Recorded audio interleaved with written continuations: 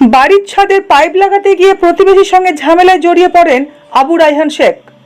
বছর 22-এর এই যুবক গত 27/5/2019 11টার সময় পিছন দিক থেকে প্রতিবেশীরা সজোরে আঘাত করেন। সঙ্গে সঙ্গে সে রক্তাক্ত অবস্থায় মাটিতে লুটিয়ে পড়ে ধুলিয়ান অনুপনগর স্বাস্থ্যকেন্দ্রে নিয়ে যাওয়া হয়। সেখান থেকে জঙ্গিপুর, তারপর কলকাতা নিয়ে যাওয়া হয়। আজ তার মৃত্যু ঘটে। ঘটনাটি ঘটেছে শামশেরগঞ্জে। তার এক ছেলে ও বর্তমানে গর্ভবতী স্ত্রী রয়েছে।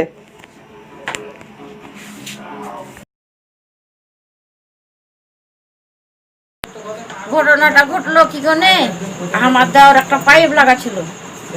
পাইপটা কইছে আমি এত জোর করে লাগাবো, তো কইছে না লাগাইতে দিব না। কইছে না কেরে যদি গা পাই লাগাইতে হবে। কইছে হ্যাঁ লাগিয়ে নেবো, তুমি বাড়ি দাও, আমি সেটাই ভেঙে নেবো, এটাই বলছে। ফের তখন আমার দেওয়ার কইছে না আমি লাগাবো। কইছে না জীবন চলে গেল, লাগাইতে দিব না।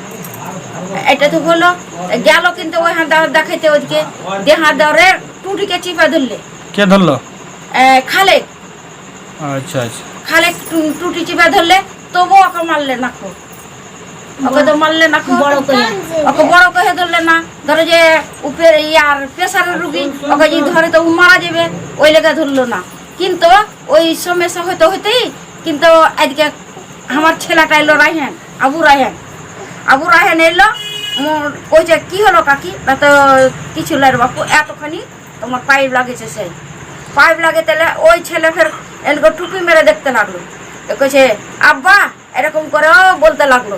ছেলে ও খাড়িয়ে ও দেখছে, আমিও দেখছি। তো কিন্তু ছেলে দেখতে দেখতে আমি ঘুরে দেখছি, তো ও একটা এত বড় পাশিলিয়া, খাটের পাশিলিয়া দিলে একবারে ভাড়াম করে মাঠে। তা ওই মরে যাবে ছেলে ধাক্কা মারতে যাচ্ছি, সে ওই এলো করি ওই দিল ছেলের মাথায়। আর কে কে ছিল? আর হয়তো ছিল শামসু ছিল, এই জিয়ার ছিল, মালিক ছিল, ফেকার ছিল, খালিক ছিল, অলিল ছিল, কুদ্দুস ছিল। আচ্ছা, এরা সবাই তোমার যুক্তি করে মেরেছিল? হ্যাঁ, যুক্তি করে মেরেছিল। কোথায় ভর্তি হয়েছিল? আর ওর ওই বেটি গালিগালা করতে লাগলো, গালিগালা করতে করতে এই সমস্যা